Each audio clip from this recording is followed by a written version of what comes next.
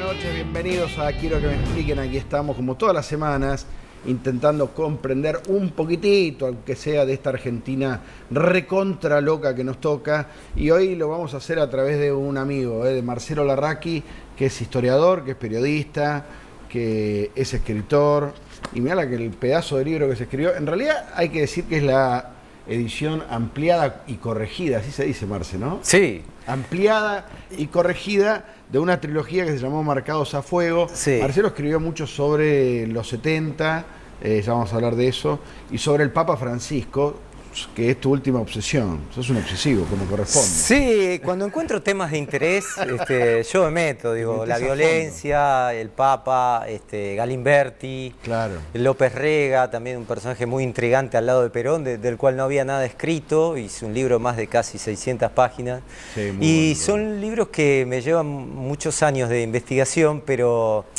cuando ya tenés la mano suelta de alguna manera para escribir, como la mano en caliente, se disfruta, ¿no?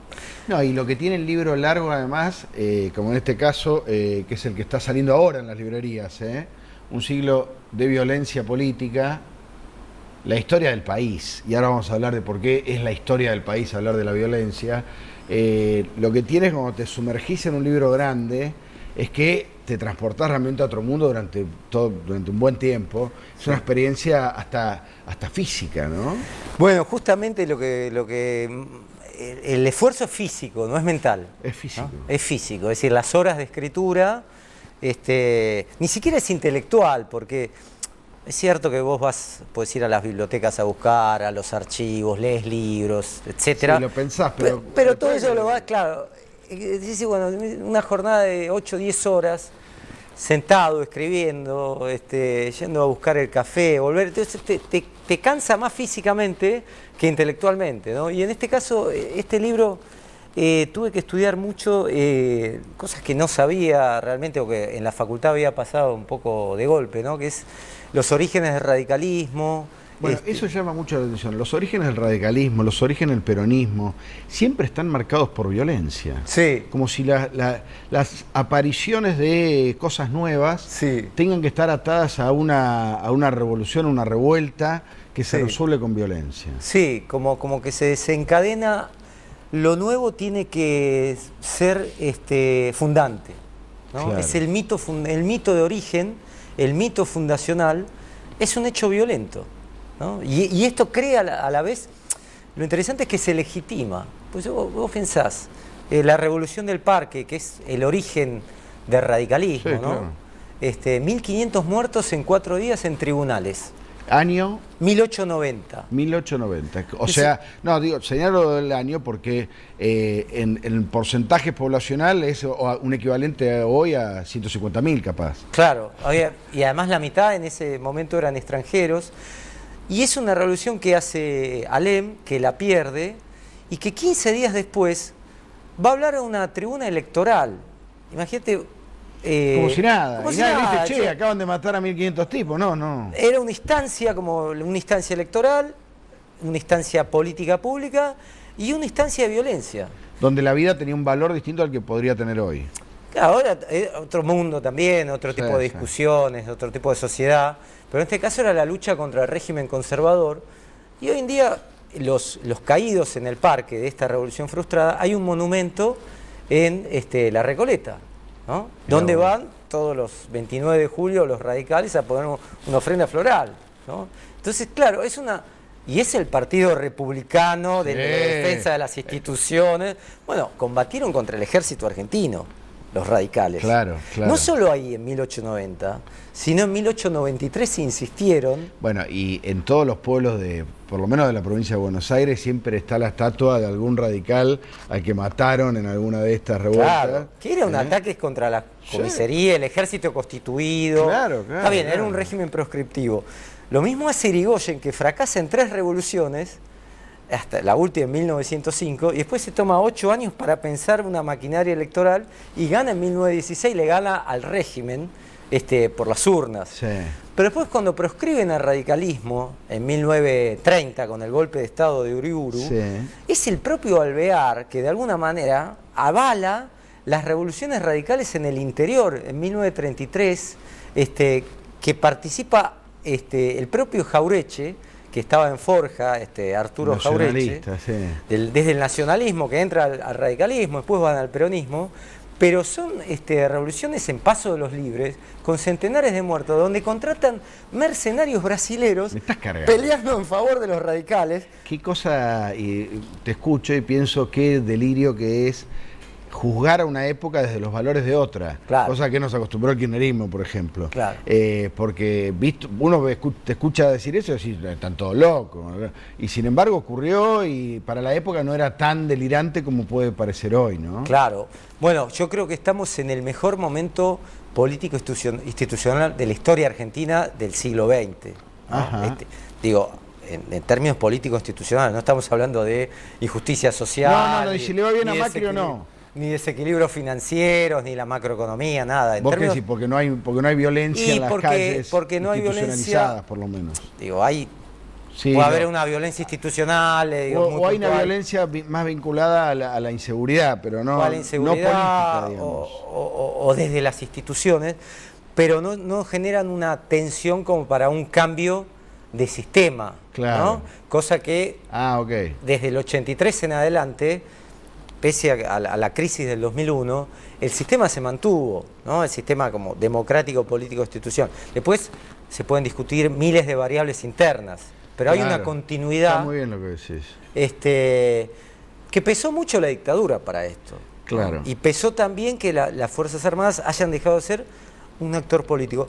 Las Fuerzas Armadas en 1920 se consideran los tutores legítimos de la nación. Es decir, y eso no se lo cuestionaba. No, era un partido político. Claro. Incluso en los años 60, con la proscripción de Perón, las Fuerzas Armadas decimos, nosotros tenemos que regular el país de alguna manera poniendo algún presidente civil y proscribiendo al peronismo. Y hoy tenés al jefe militar de Cristina preso, es una cosa increíble. Los cambios se producen mucho más rápido de lo que uno imagina. Vos decís, el radicalismo nació con violencia, el peronismo ni hablar, con un golpe de Estado. Bueno, en el 43. Claro. Pero con un dato que todo el mundo olvida, viste que Perón nació en el 45. Sí. Para el peronismo, Perón nació en el 45. No. Perón fue la vía, la salida institucional de un golpe militar en medio de la Segunda Guerra Mundial, donde este golpe militar del 43, que era el GO, estaba dividido en una facción que estaba a favor de los nazis y otra facción en favor de los aliados. Claro. Sí, no era una interna de Marcos Peña con Monzón. No. Era un problema de comunicación tampoco. Tampoco era un problema de comunicación. Es decir, en la Casa Rosada estaba la Segunda Guerra Mundial. Qué bárbaro. En ese momento. Y a partir de cómo se fueron dando los acontecimientos en la caída del régimen nazi, se fue variando un poco el gabinete, claro. Porque Perón en principio estaba a favor de ese nacionalismo y en contra de los aliados. Sí, Perón arrancó nazi y después se va acomodando, ¿no? Sí, no nazi puntual, porque vamos a tener quilombo, pero... Me van a venir a tomar el estudio. Claro, pero entonces ahí Perón se corre y el GO va cayendo. Y Perón inventa el 17 de octubre. Bueno, obviamente Perón tiene la lucidez que no tenían los militares para ver que había una masa vacante, trabajadores nuevos, migrantes internos, los cabecitas negras, que no tenían representación política porque los conservadores no estaban dispuestos a atender el reclamo social. Es decir, imagínate que los conservadores, ante el reclamo social de los anarquistas, a principios del siglo, los deportaban. Claro. Es decir, esta era la respuesta social, ¿no?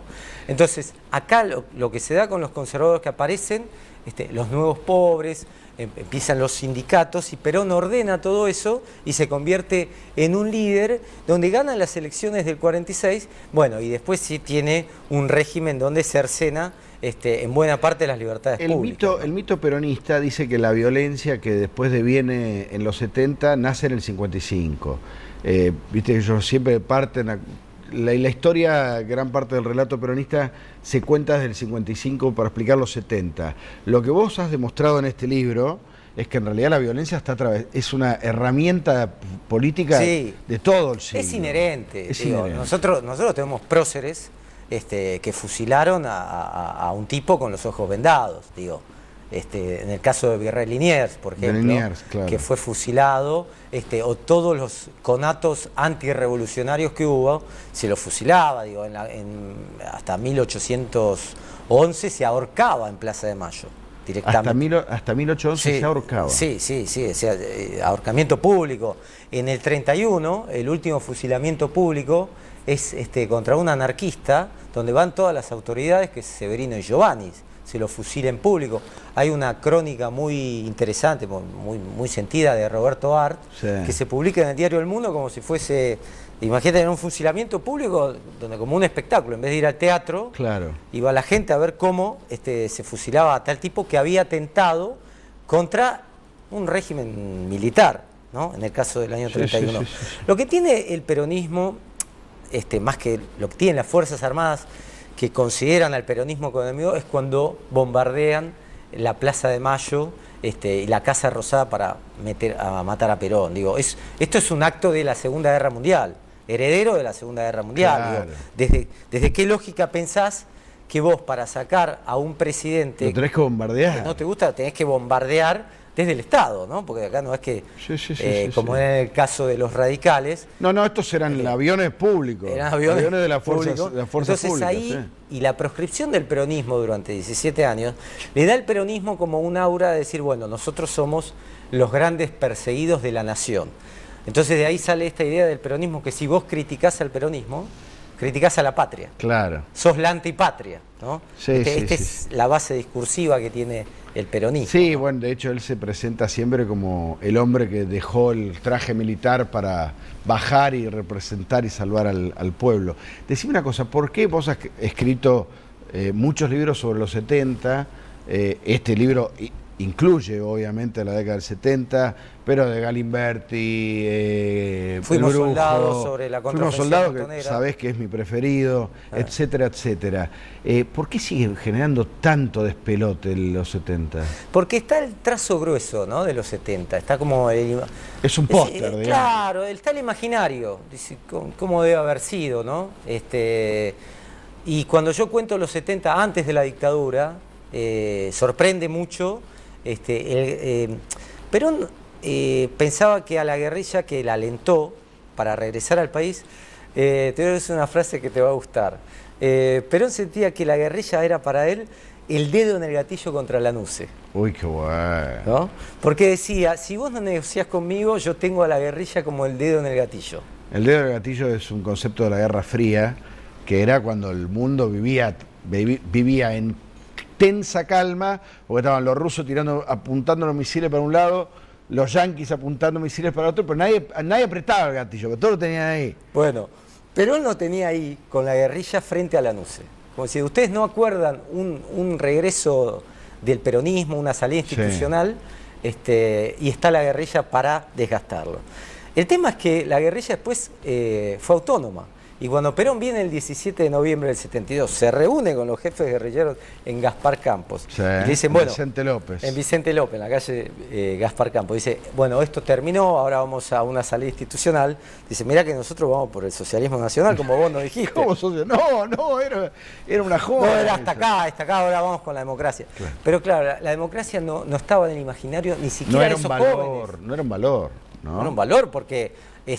primero, no tenías libertades públicas, te metían en cana. Todos los presidentes habían sido electos con los pocos presidentes. A Frondizi lo habían, cuando permitió la elección del peronismo, lo llevaron a Martín García, ¿no? Cayó.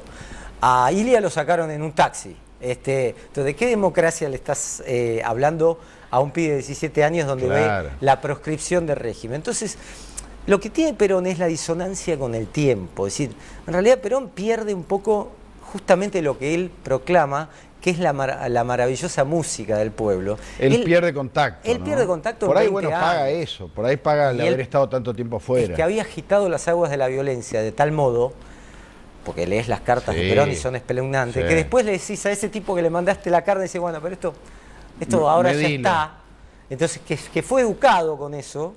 Entonces le fue muy difícil dominar y disciplinar a montoneros y a otras organizaciones guerrilleras. Claro, ¿no? claro. Vamos a ir a una pequeña pausita. Quiero que me vuelvas un poquito sobre los 70, que me digas cuánto de este trazo grueso tuvo que ver con el kirchnerismo, que sospecho que mucho, y después quiero que me hables un poco de los cambios de ahora, que ya no se hacen con violencia, o sí. Una pausita y seguimos con Marcelo Larraqui. Seguimos con Quiero que me expliquen. Hoy lo tenemos a Marcelo Larraqui de invitado, historiador, periodista, bueno, ustedes lo conocen. El último libro de él, Marcelo Larraqui, Argentina se llama, ¿eh? Un siglo de violencia política, la historia del país atravesada impresionantemente por la violencia.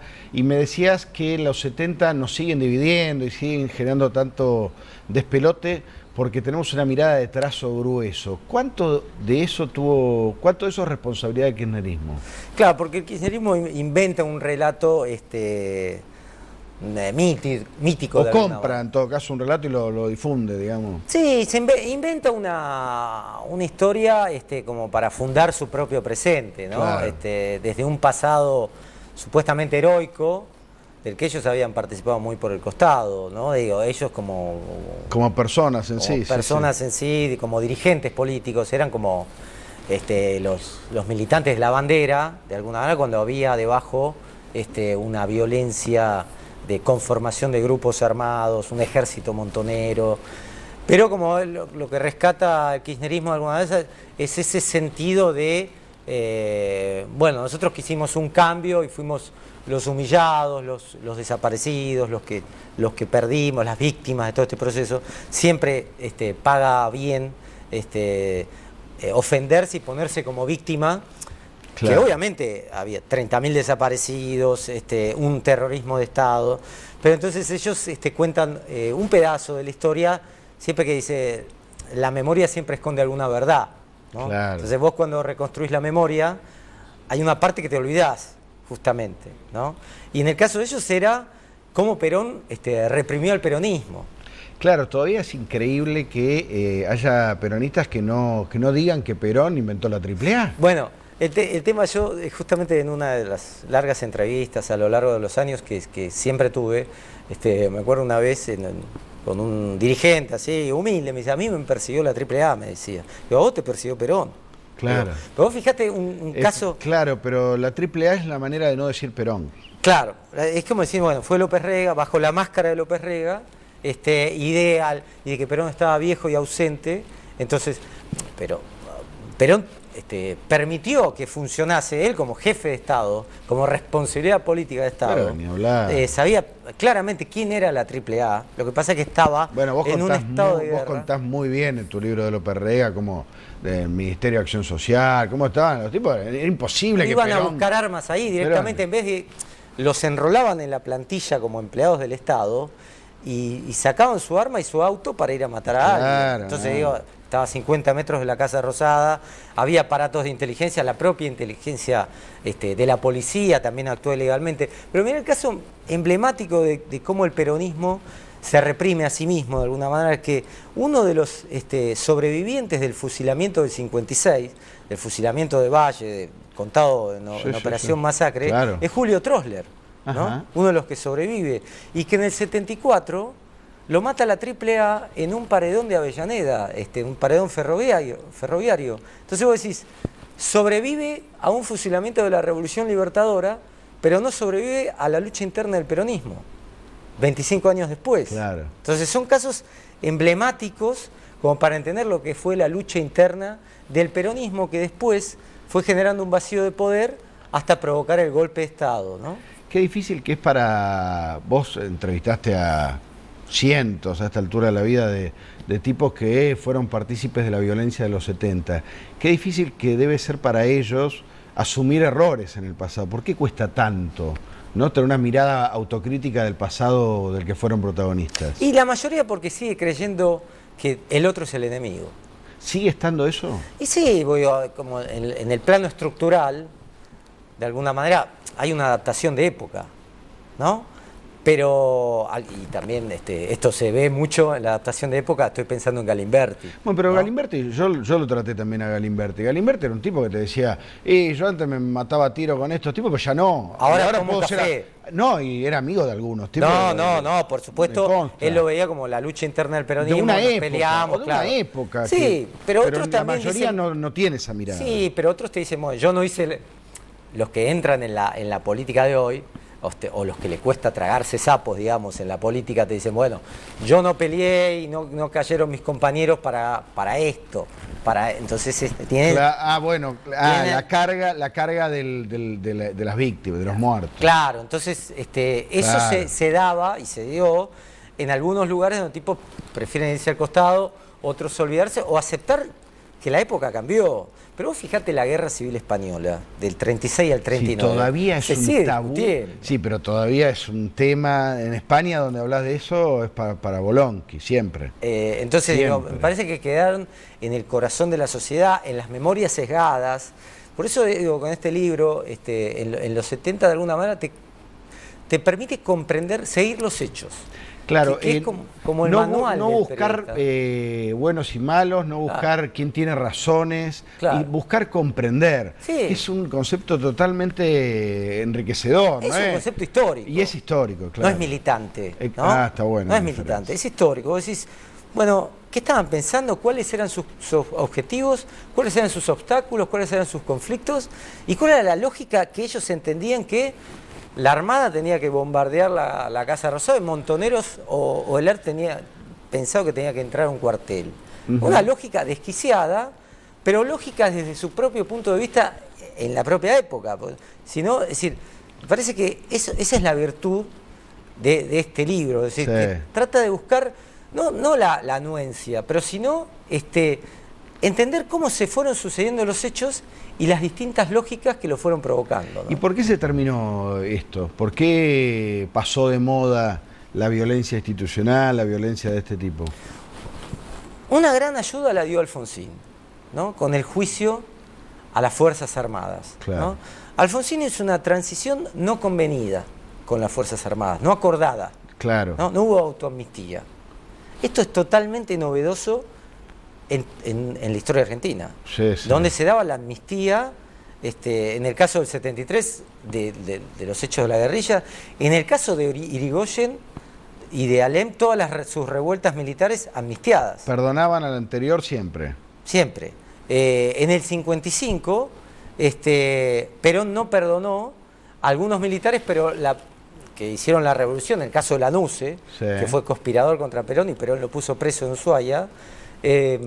Después sí lo amnistía la propia Revolución Libertadora. La historia terminó por acomodar, en este caso no acomodó nada. En el caso no se acomoda, los grados que yo cuento en este libro, como de alguna manera Alfonsín es presionado por los sectores carapintadas y por el propio peronismo para que no juzgue la AAA.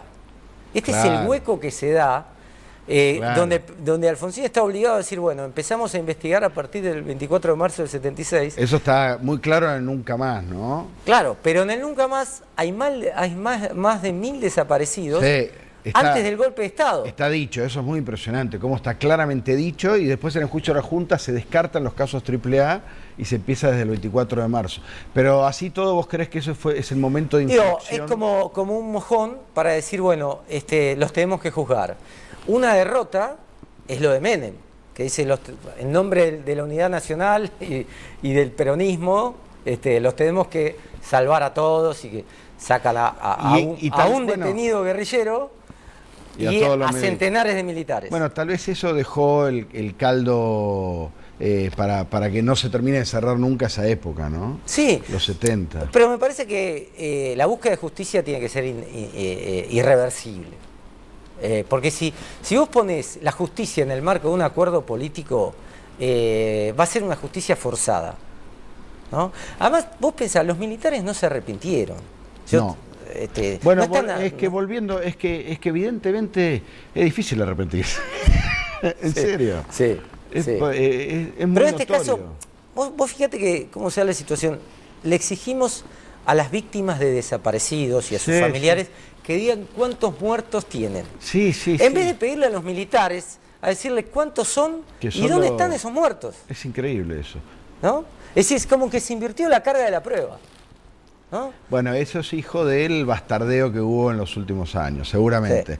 Pero como sea, bueno, tal vez haya que esperar que el paso de las generaciones, ¿no? También para comprender, vos como historiador lo debes saber, hay que pasar, hay que dejar pasar es el momento de la historia. Es el momento de la historia, claro. Es el momento de la historia de la rigurosidad y de una búsqueda de explicaciones a través de los hechos. Bueno, Argentina, la violencia está entre nosotros, por suerte cada vez menos, y muchas de las explicaciones están acá en este libro. Gracias, Marcé. No, gracias a vos. Nos vemos nosotros la semana que viene, miércoles aquí como siempre en Quiero que me expliquen. Chau.